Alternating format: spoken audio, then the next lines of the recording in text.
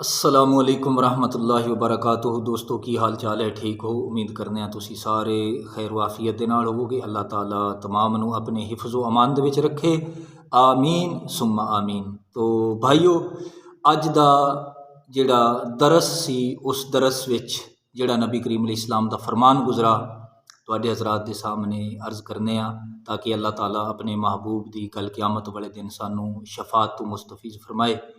तो नबी करीम अलैहिस्सलाम दा आइए फरमान। इस दे रावी सन हज़रत ज़ैद बिन अरकम रदी अल्लाह तआला अन्हु। तो इस तरह दी इस्लामी मालूमात, इस्लामी तकारीर सुनन वास्ते मेरा यूट्यूब चैनल हक मंजूर दे नाम तो या कारी गुलाम अकबर फरीदी तुसी सर्च करोगे तो काफ़ी सारी तकारीर भी तुहाडे सामने आ जाणगियां। चैनल नू सबसक्राइब भी करो और कमेंट विच आके अपनी राय तो भी ज़रूर आगाह करो, ताकि बेहतरीन तो बेहतरीन तरीके दे नाल आप अलैहिस्सलातु वस्सलाम दे फरामीन तुहाडे तक पहुँचाए जा सकन। अल्लाह ताला इन्हां नू साडे वास्ते बख्शिश दा सबब बनाए। तो आइए, हज़रत ज़ैद बिन अरकम रदी अल्लाह तआला अन्हु आप इसनू बयान फरमा देन।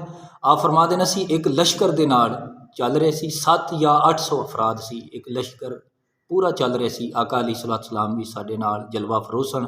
आप फरमा देन, एक जगह असी पानी नौश फरमाया, जदों पानी पीता आप अलैहिस्सलाम ने फरमाया, मेरे गुलामो इस तरह क़यामत वाले दिन तुसी सारे क़यामत तक मेरी जितनी उम्मत होगी, आपने फरमाया मेरे हौज़े कौसर ते जमा होवोगे।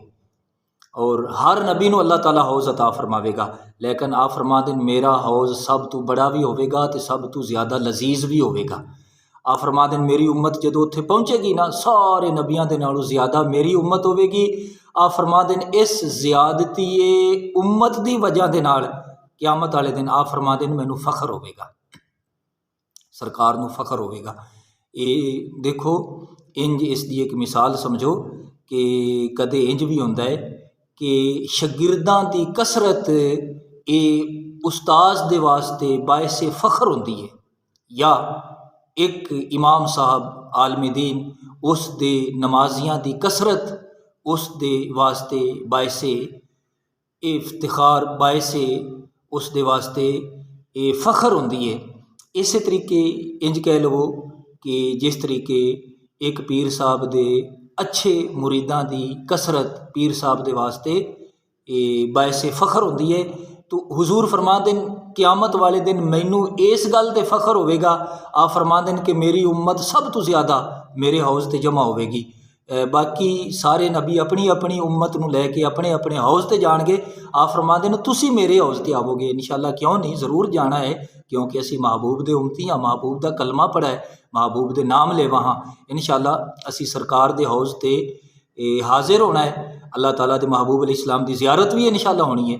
तो आप फरमा देन मैनू फ़ख्र होवेगा कि मेरी उम्मत सब तो ज़्यादा हौज़े कौसर ते जमा हुई है। तो कसरत उम्मत नबी करीम अलैहिस्सलातु वस्सलाम दे वास्ते फ़ख्र है। इस तरीके आपने फरमाया मैनू क़यामत वाले दिन यह फ़ख्र होवेगा कि सारे नबियां दी उम्मतां जमा होवणगियां, सारी मखलूक दियां। आप फरमा देन 120 सफ़ा होणगियां। जदों सफ़ा बननगियां आप फरमा देन 120 होवणगियां। आका अलैहिस्सलाम नू अल्लाह ने ये इल्म अता फरमाया है, आप क़यामत वाले दिन सफ़ा दी तदाद नू भी जानते हैं, बल्कि हर सफ़ दे हर फर्द नू जानते हैं, बल्कि एक सफ़ दे विच कितनी तदाद होगी अल्लाह दे महबूब अलैहिस्सलाम इसनू भी जानते हैं। आप फरमा देन वो 120 सफ़ा दे विचों आप फरमा देने कि 80 सफ़ा मेरी उम्मत दी होवणगियां ते बाकी 40 सफ़ा दीगर अंबिया इकराम अलैहिस्सलाम दी उम्मतां होवणगियां। तो आप तो फरमा देन मैनू कसरत उम्मत की वजह दे नाल फ़ख्र होवेगा। तो भाईओ, जिहड़े बंदे बिला वजह मनसूबाबंदी करा देंदे ने, हमल ज़ाया करा देंदे ने, इन्हां दे बारे कुरान हदीस दे विच बड़ी सख्त वईद है। कुरान पाक ने वला तक़तुलू औलादकुम खशियत इमलाक, इसकी तफसीर दे विच अइमा ने फरमाया है कि औलाद नू एक कतल करना है, हमल नू ज़ाया करा देना। और खुसूसन मनसूबाबंदी करन वाले जिहड़े कहंदे ने कि जी बच्चे 2 ही अच्छे, हुजूर फरमा देन मैनू कसरत उम्मत की वजह के नाल फ़ख्र होवेगा, मेरी उम्मत ज़्यादा होवेगी। बल्कि इस जगह ते मैं ये कहांगा कि जितने मर्जी जतन कर लवो, जितने मर्जी जोर ला लवो, अल्लाह के महबूब ने फरमाया है कि मेरी उम्मत दियाँ 80 सफ़ा होवणगियां ते नबी करीम अलैहिस्सलाम दे फरमान विच शक नहीं हो सकता। दुनिया का निज़ाम तो बदल सकता है लेकिन मेरे आका अलैहिस्सलाम का फरमान नहीं बदल सकता। तो बल्कि ये गल मैं ज़रूर कहांगा, जेड़े बंदे बिला वजह मनसूबाबंदी करा देंदे ने कि बच्चे दो ही अच्छे, उन्हां दे वास्ते अल्लाह रसूल ने लानत फरमाई है। याद रखो, देखो किंज दा मुसलमान हो गया भाईओ, गौर करो असी किस तरफ जा रहे हैं कि इंसान दुनिया के माल के पिछे, जिस दे कोल बकरियां ने ना, वो कहता है कि मेरी बकरी हर 6 महीनों तो बाद 4-5 बच्चे जन्म देवे। और इस तरीके जिन्हें मझ गावां रखी हुई हैं, वो कहता है कि हर साल तो बाद ना बच्चा होना चाहिए, मझ गां देवे बच्चा, जेड़ा कि दुनिया का आरजी माल है, ख़त्म होने वाला है।